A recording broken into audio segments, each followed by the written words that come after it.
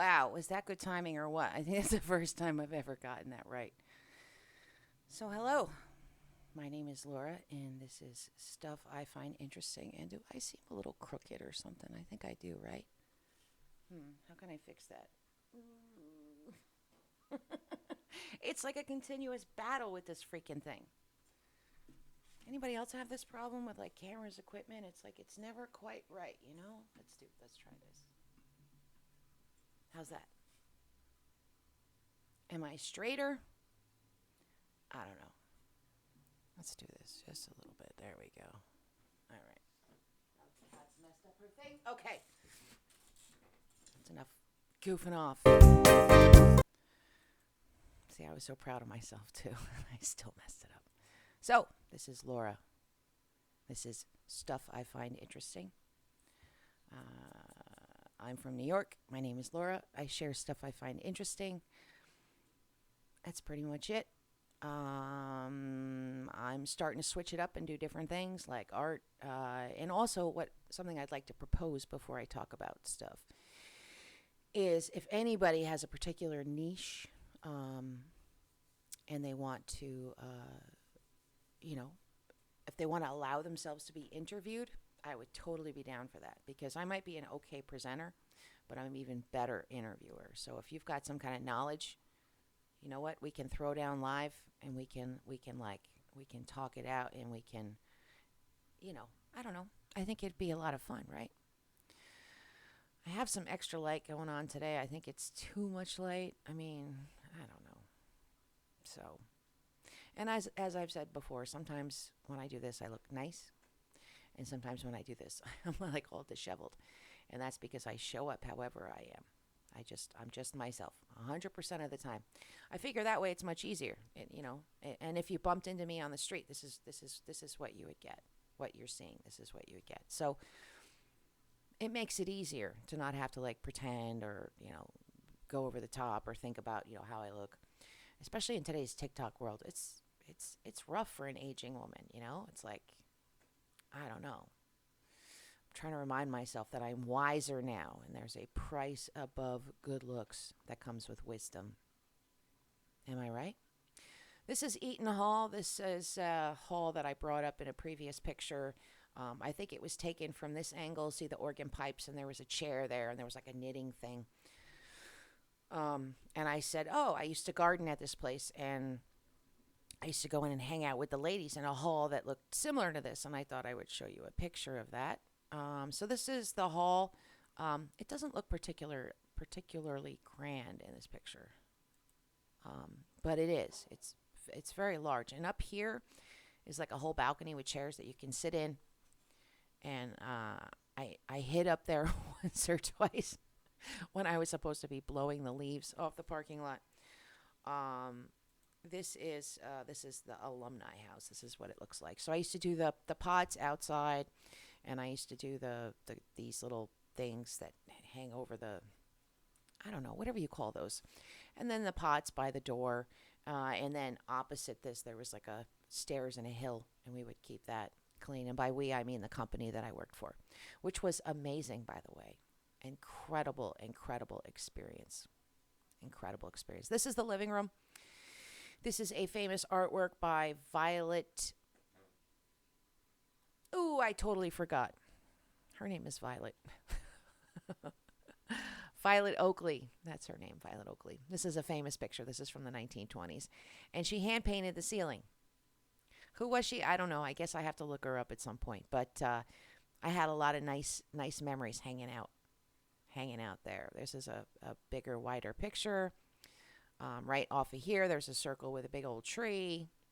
There were French doors that led out onto this other garden that was a little bit fancier. It was cool. It was a nice experience. I used to work as a administrative assistant in a financial planning office, and I just got really burnt out for a number of reasons. First and foremost of them being that I'm not really a sit down in an office and stare at paperwork all day kind of a person. I sort of have to be, kind of moving around. So I ended up gardening. And I did that for 3 years. And just like with the ballroom dancing, I had no experience. I didn't know what I was doing, but you know what? I learned real quick, and I was good. I was good. I wasn't good at the more artistic stuff, but I was good at like the rough work. Like throwing the mulch out the back of the truck or ripping stuff up. I was good at that. This is a random picture I came across while I was getting inspired for the Wild West. Um, just a really cool picture. I can imagine that she's talking to her horse and she's talking to maybe her sister. And she's saying, yeah, I think you need to be careful with that guy because Pa might find out. And if he finds out, you're going to be in trouble. Because she has that look on her face like, And she looks like she's dispensing wisdom. I like to make up stories about stuff. This is a picture of Rome. That's it. A really cool picture of Rome. And the reason why I wanted to show you this picture of Rome is because it reminded me of this picture that I came across first, which is this one. And this is the Russian exhibition in Kiev in 1800 something. And you can see the similarities, right? The dome, the fountains, the great halls. And again, in looking at this, we can understand why people might say, hey, what happened to those buildings? Hey, that stuff looks permanent. I don't think that was temporary. And so these are questions that we have to ask ourselves. Was this a permanent structure? Maybe I'll look into that. At any rate, it's very beautiful. I wish I could see more of this building right here. This is Kazan Pass, not to be confused with Kazan in Tartary, or what is now Russia. Kazan is the only place pretty much in Russia that has been officially kept with the churches, with the streets, the architecture, like it's been allowed to exist as sort of like this Tartarian enclave, whereas everything else around it has been modernized. But that particular area has been respected and kept, which is strange. But Kazan Pass, well, where do you think Kazan Pass is near? It's near the Busej Mountains. Well, it's on the same mountain chain. It's actually kind of far away. Not that far away, not as far away as the United States. So this is a boat going down through the Kazan Pass. This is the Danube River. And this is a plaque which commemorates the first campaign against the Dacians. The Dacians lived at the same time as the Romans. Here is another picture of the Kazan Pass, and we can see it's very beautiful. It's on the river Danube and forms part of the boundary between Serbia to the south and Romania to the north. In a sense, it encompasses a route of 83 miles. In the narrow sense, it only encompasses the last barrier on this route just beyond the Romanian city of Orsova Gate. At this point in the Danube, the river separates the southern Carpathian Mountains from the northwestern foothills of the Balkan Mountains, and the Romanian side of the gorge constitutes the Iron Gates Natural Park, whereas the Serbian part constitutes the Đerdap National Park. Okay, you got that? Big river, big gorge, separates Serbia and Romania, has a cool plaque on it. Here it is looking at it from above. This is what it looks like from above. This is Mirodrag Bogdanovic. These are his pictures, not my pictures. I share stuff from other people. None of this is original. I might do some original stuff in the future, but I'm sharing other people's work. So in a way, I'm sort of like leapfrogging off of people to bring you this premium content. So I always put it in the links. I always try to give acknowledgement where acknowledgement is due. And I think I don't mind bringing out this stuff that's to other people. I don't have any shame about it because you know what? These sites are languishing. Nobody's looking at them. Everybody's looking at, CNN and the freaking balloons and freaking politics. And it's all an echo chamber. So I like to move beyond the echo chamber into other places because it helps kind of it gets me grounded. Because it's easy to get caught up in the frenzy that is today. Things are just nuts. This talks a little bit more about the plaque and how it was made, and the bridge that was near it, and how it was built and the length of it and the road that went by it. It's a good read. And the plaque reads, I'm going to do my deep military voice. Emperor Nerva, son of the divine Nerva, Nerva Trajan the Augustus Germanicus Pontifex Maximus, invested for the 4th time as tribune, father of the fatherland, consul for the 3rd time, excavating mountain rocks and using wood logs, has made this road. It's good, right? When I was in the Marine Corps, I used to have to like yell at people, like, 1, 2, 3, 4. I mean, it wasn't like that. I'm not going to do it, but yeah, interesting. That's probably why I sound so my voice is so gravelly and deep. Partly because I've yelled so much throughout my life. Now I got confused about Roman Dacia. What is it? Where is it? I'm so confused. Oh my God. Europe, what year? BC, AD? So I had to look it up. And I looked it up. And I still didn't understand, except that Dacia existed. It was taken over by Rome. There was a little piece of it that was still free. This goes into it. So then I said to myself, maybe if I look at maps, I'll understand it better. So then I looked at some maps. And I'm here to tell you, I did not understand it any better. So I went, okay, let me try something else. So then I went here. How the European map has changed over the past. We're going to make this fast. How do we make this fast? Playback speed. Is this faster? Or is that slower? That's slower. Clearly, I'm not a technician of any kind. Okay, so I sped it up. And you can see it goes into how it's changed. So the Dacians is on there. You can see they kind of go up and down. You can slow this down and you can see where they were and how the Romans conquered them and the parts that stayed free. And it explains it way better than I do or would. Scientists race to uncover the secrets of Madagascar's treasure-filled forest. Piggybacking off of last time when we talk about Madagascar, there's unique geology there that they're trying to study. And I like this picture because these dudes are just like running. They're chasing after these birds.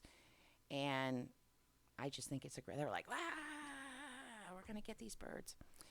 And there's a story told from the perspective of the people chasing after the birds. It's a lot of fun. A brief compendium of preserving cake. Did you know people used to preserve their cake? Crazy, right? I hate these ads. So here it is, a preserved cake. Another preserved cake. This is the world's oldest known cake, baked during the reign of Pepi in Egypt between BCE 2251 and 2157. And it was found in Switzerland, of all places. Or no, it wasn't found in Switzerland. It's in Switzerland. It's in a museum in Switzerland. It was found in Egypt. It ended up in a museum in Switzerland where you can look at it. You can look at this cake baked during the reign of Pepi. Here's another preserved cake. This is over 1,000 years ago from the Xinjiang region of China. This is a moon cake. Here we have a gingerbread purchased on the ice of the frozen over River Thames during London's last frost fair in 1814. This talks about the royal wedding cake, a slice of Queen Victoria's wedding cake sold at auction in 2016 for 1,500 GBP. I don't know what that is. These are Thumbelina and Tom Thumb. Their wedding cake was saved there. It looks delicious. Another piece of wedding cake that was saved. And then this goes into the South Pole and how they preserved some of their stuff. So it's an interesting read. It's a lot more interesting probably than me just talking about it, but I include it so that you can look at it. And this is Messy Nessie. Messy Nessie is a fantastic site if you want to waste like a lot of time. Beautifully put together, fantastic pictures. It's well written, unlike the stuff that's written by AIs now, and it's still going strong. It's been like 10 years, I think. I don't know. It's been like 10 years I've been reading it. Ancient fragment of the Pacific Ocean found buried 400 miles behind China. So this is a piece of the Pacific Ocean that dove under China. Scientists discovered this out. How, I don't know. You'll have to read it. But this is an article about subduction. Subduction is when a piece of land gets sucked under the other piece, kind of like this. So this got me thinking about how the Earth is made up. And it also got me thinking about how the Earth is made up because of the Turkey earthquake. That's what kind of started this whole thing. And the Turkey earthquake sliced open an olive grove. So there was this beautiful olive grove on a hill, and the whole thing got torn apart. And it created a chasm right in the middle of it that's deep enough to house a 13-floor building. It's as wide as a football field. And here is the pictures.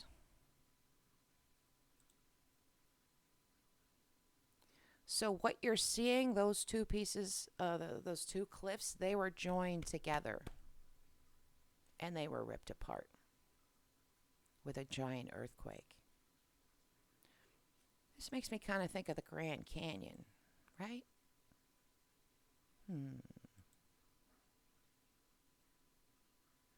I guess perhaps there's a difference in Earth that's been separated by earthquakes and Earth that's been separated by water just running through it. I'll have to look into the geology of that. That sounds like an interesting exercise. So this got me thinking about the layers of the Earth. And it also gives me an excuse to use one of my favorite favorite words. The Maharovicek discontinuity. What is that? That's a part in the Earth. It's the moho, the boundary between the crust and the mantle. The red line shows on the diagram shows its location. Discontinuity is used for a surface at which seismic waves change velocity. One of these surfaces exists at an average depth of 8 kilometers beneath the ocean basin and at an average depth of 32 kilometers beneath the continents. At this discontinuity, seismic waves accelerate. This surface is known as the Maharovicek discontinuity, or the MOHO. So if scientists use their special equipment that sends sound waves down, it goes down, and then all of a sudden it hits this little area, and it goes, and then it goes back to moving slow, and they call that the MOHO. Fascinating stuff. It's named after Andrija Maharovicek. How come I can say it fine the other way, but not this way? Maharovicek, a Croatian seismologist. He interpreted the acceleration of seismic waves observed within the Earth's outer shell as a compositional change within the Earth. So he was the first to kind of say, "Hey, wait a minute! I think there might be some sort of relationship here.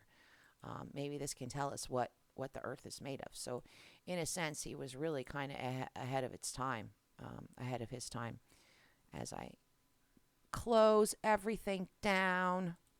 All right, we're coming to the end. Actually, believe it or not.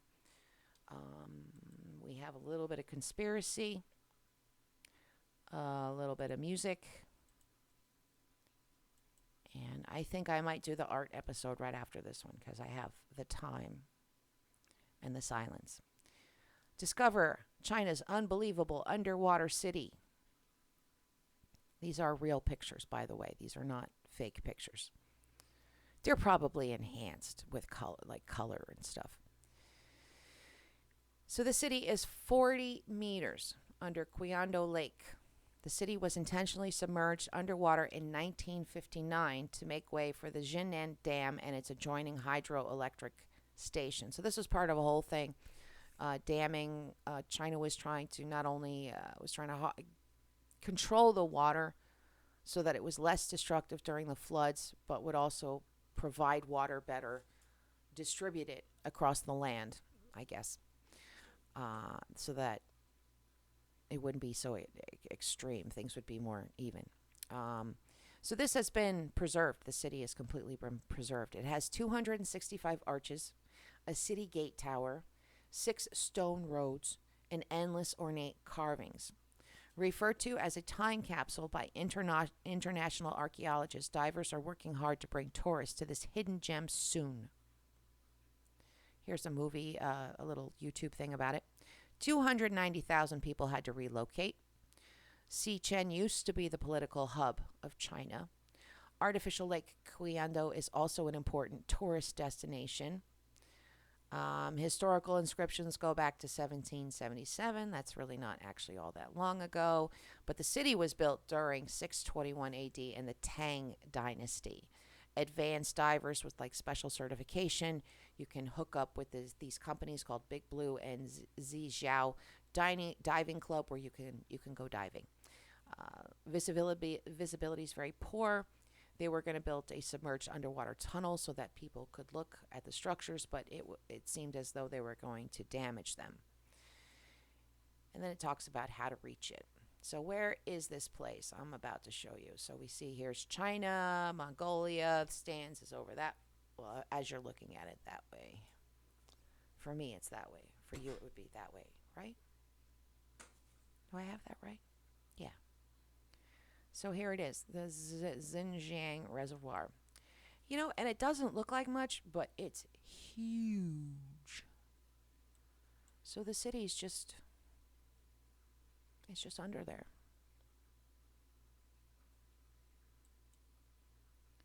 So I like to poke around China, but I often find that things are not as clear as visible. Some of it's blocked.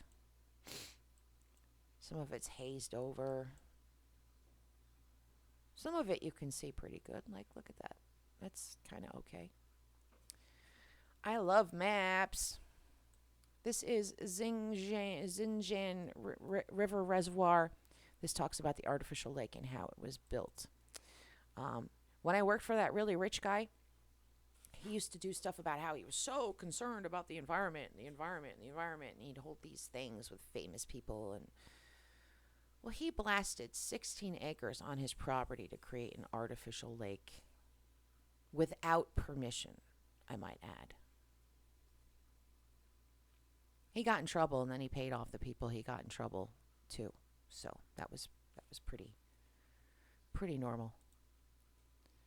This is Xicheng, the Lion City. This is what it looked like. There's a Reddit post. You can read some more stuff about it.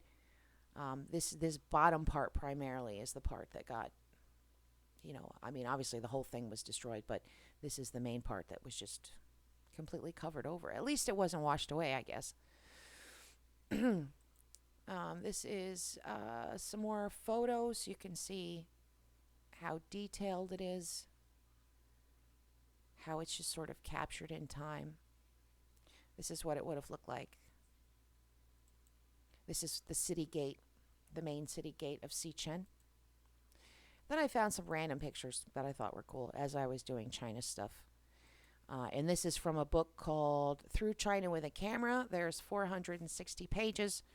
There's a lot of really wonderful illustrations that you can check out. Conspiracy time.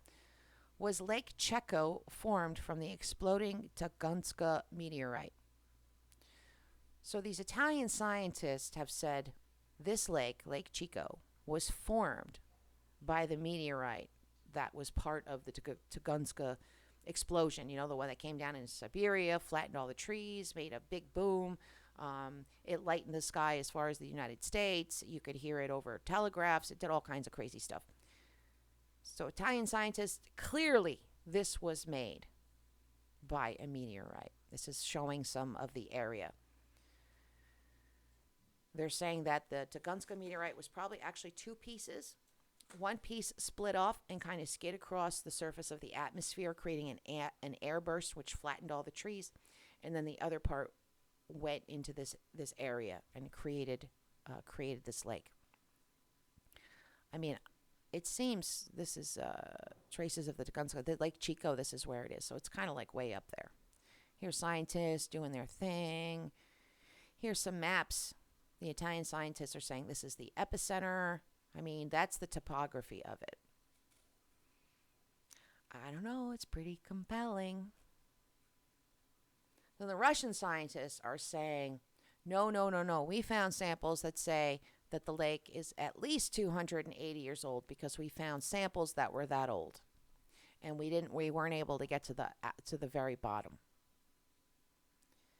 There was supposed to be a study published about this, and I have yet to see that study. Um, the divers are going to explore this crater to put to rest this notion once and for all. Now, the Russians have been pushing really, really hard about this fact, this notion that this is definitely, most certainly not a meteor lake with fragments of the most famous, possibly, meteor in the world at the bottom. I mean, in human history, obviously, the one that hit the Yucatan, that was an earth killer. That was clearly more impactful. But like, since we've been alive, we meaning humans. This goes into the core samples again, more expeditions. So that's Lake Chico. If you have a big pile of soft sand, or let's say clay or something, right? And you drop a ball bearing, boom, into it, a heavy one, it's going to make something that looks like that, in my opinion. Here's some more topography of it. Now, why are the Russians pushing so hard against this notion? I think it's because they know it's from a meteor, and they want to be the ones to discover it, and they want to keep the Italians out. Like, why are the Italians even there? How did the Italians even get there in the first place? How'd they get permission? I think they must have gone there and discovered it, and then Russia was like, yeah, no, nothing here, move along. And then they're probably going to go in and find it, which, I mean, it's their land. I mean, they should be allowed to figure out what's going on, whatever. It's really not that big of a conspiracy. Let's come back to Tartaria. Tartaria mud reset, a missing legacy. Okay. You're going to want to buckle in for this because it gets really wild. I'm not going to go through the whole thing, but I'm going to go through some highlights of this article. And again, in all of this,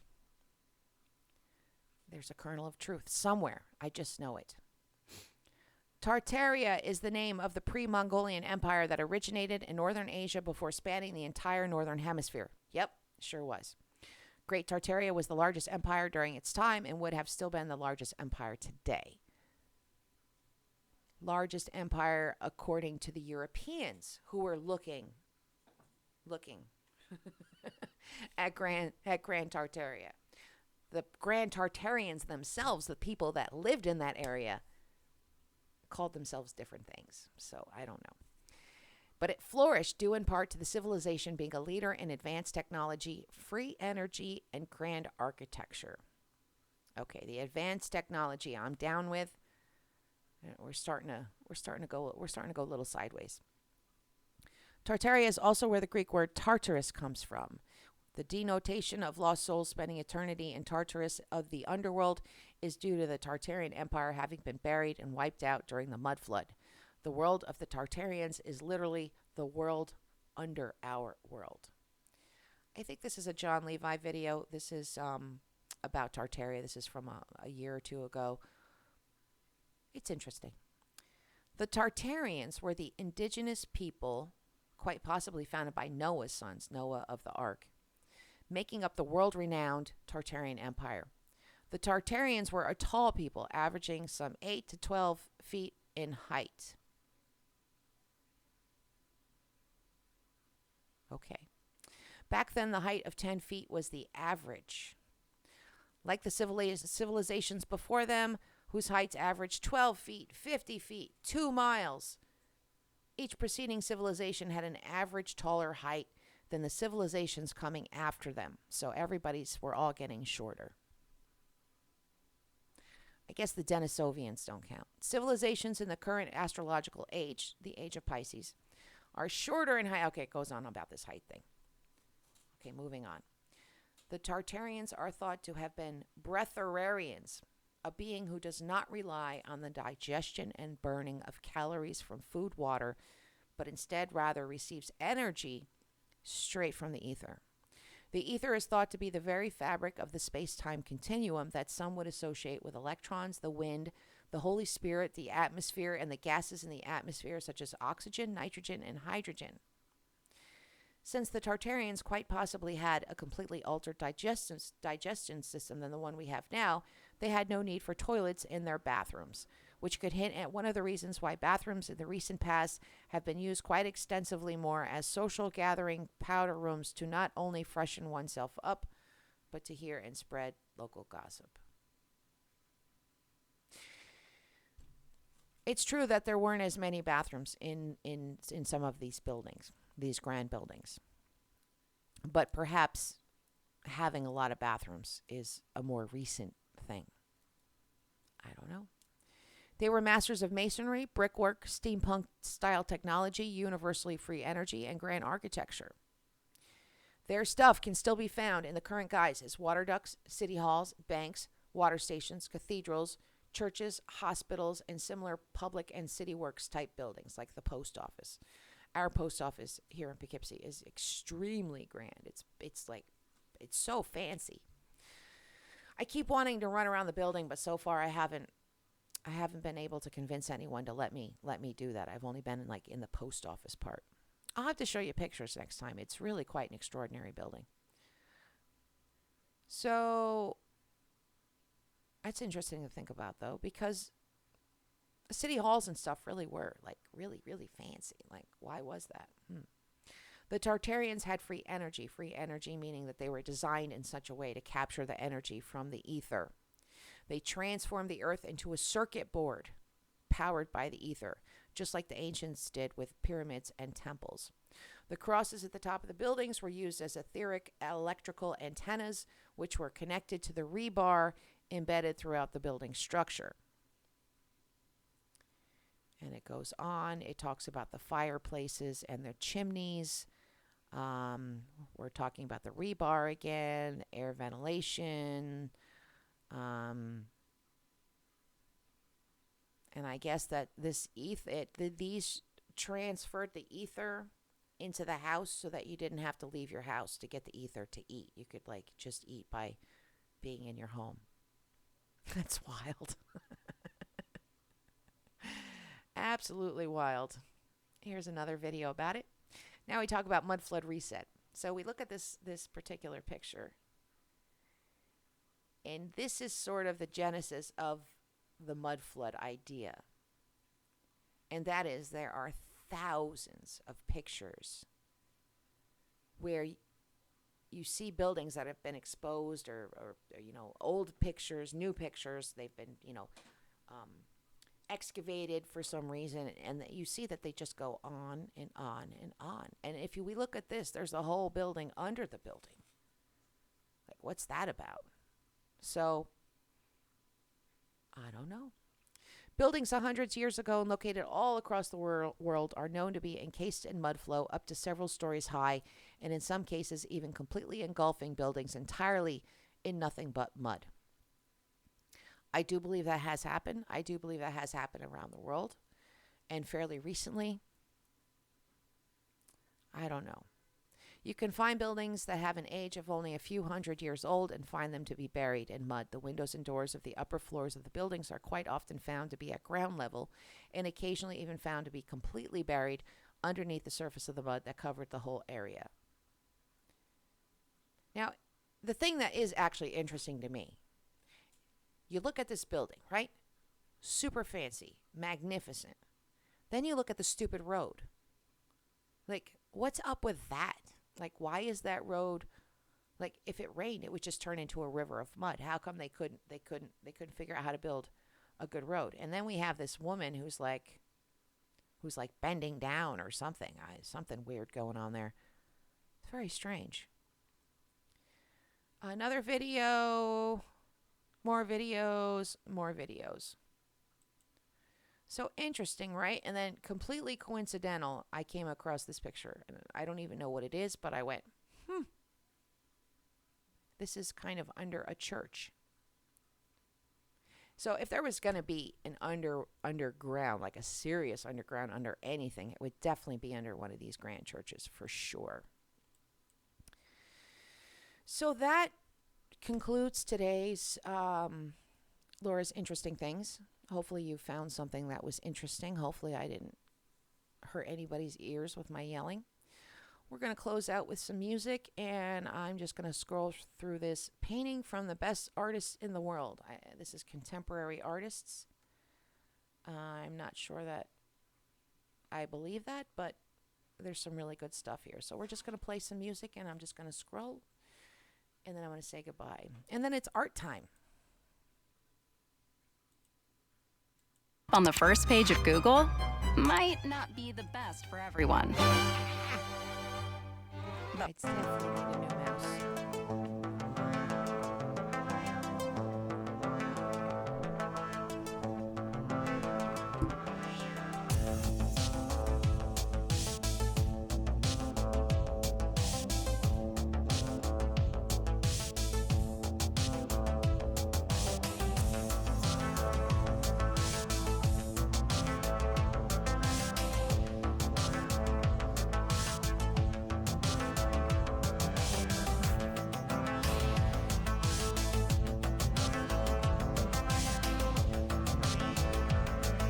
Definitely